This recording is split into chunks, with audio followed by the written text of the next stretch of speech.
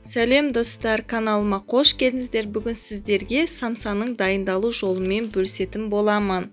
Менімен бірге дайындап көріңіздер. Бір жасағаннан өте дәмді қытырлап шығады. Әрі оңай, әрі жеңіл жасалынады. Каналыма тіркеліп лайк басып, пікір қалдыруды ұмытпаңыздар.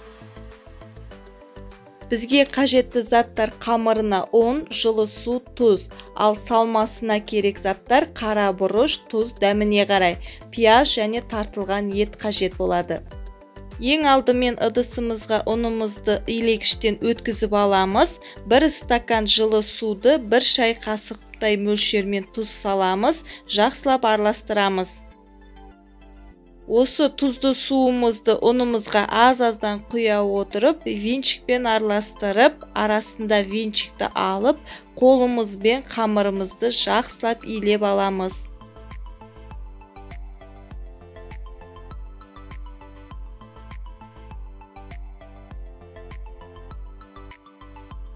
Қамырымызды жұп-жұмсақ қып илеп аламыз. Қамырды ыдысқа немесе салафанға салып, үй температурасында 20 минутқа қойып қоямыз.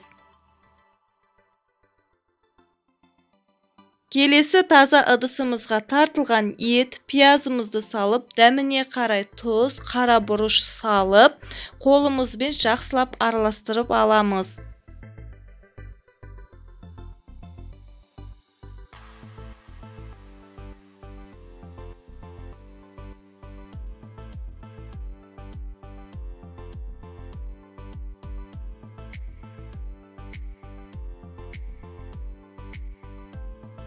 Салмасын дайындап алдым. Қамырымызға 20 минут өтті. Ұнымызды себе отырып, оқтаумен жұқа ғып жайып аламыз.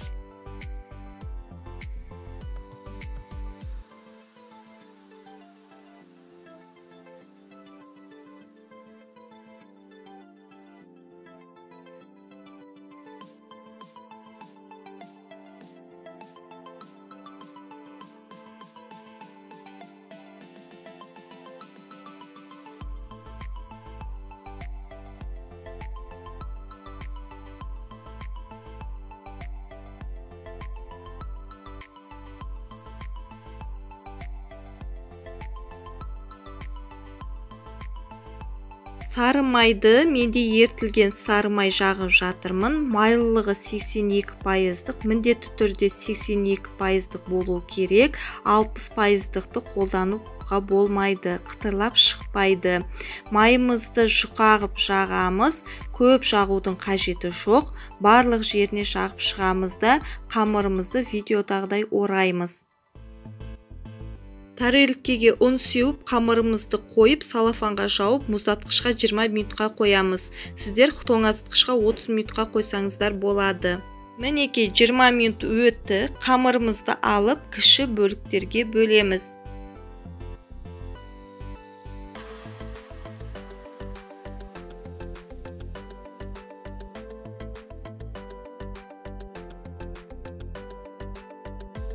Қолымызбен қамырдың дәл ортасынан басып қойып шығамыз видеодағыдай. Қамырымызды бір-бірлеп алып, оқтаумен жаямыз. Ұн себе отырып, ұнды көп сеппеңіздер. Бір қасықпен салмасын салып, ұш-бұрыш қып етіп бүгеміз.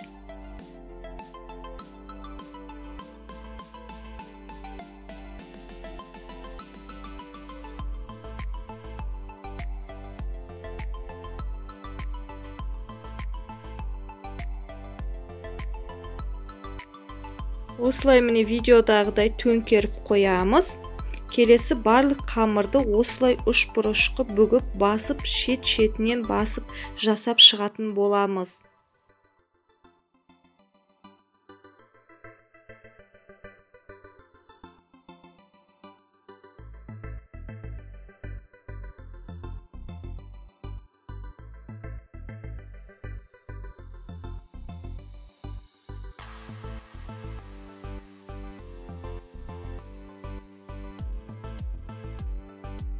Тағы бір басқа бүгу жолын көрсетейін. Дәл ортасына бір шай қасықпен салмасын салып, екі шетін осылай қысып бекітетін боламыз. Видеодағыдай көріп тұрғандарыңыздай шетінен басамыз да қайтадан ішке қарай кіргізіп, осы рет бойынша салмамызды түйеміз.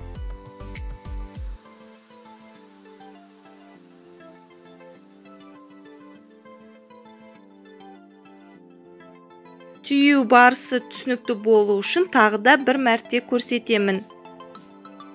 Бұл самсалардың барлығын осылай алдын ала түйіп, дайындап алып, мұздатқышқа сақтасаңыздар болады.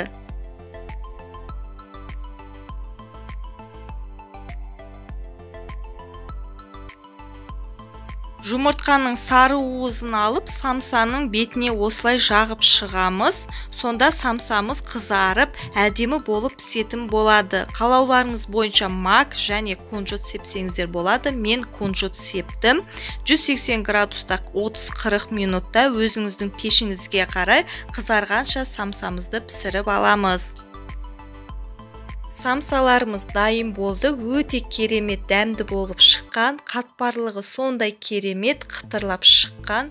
Видео сіздерге пайдалы болады деген үміттемін. Ұнаса лайк басып, пікір қалдырып кетсеңіздер болады.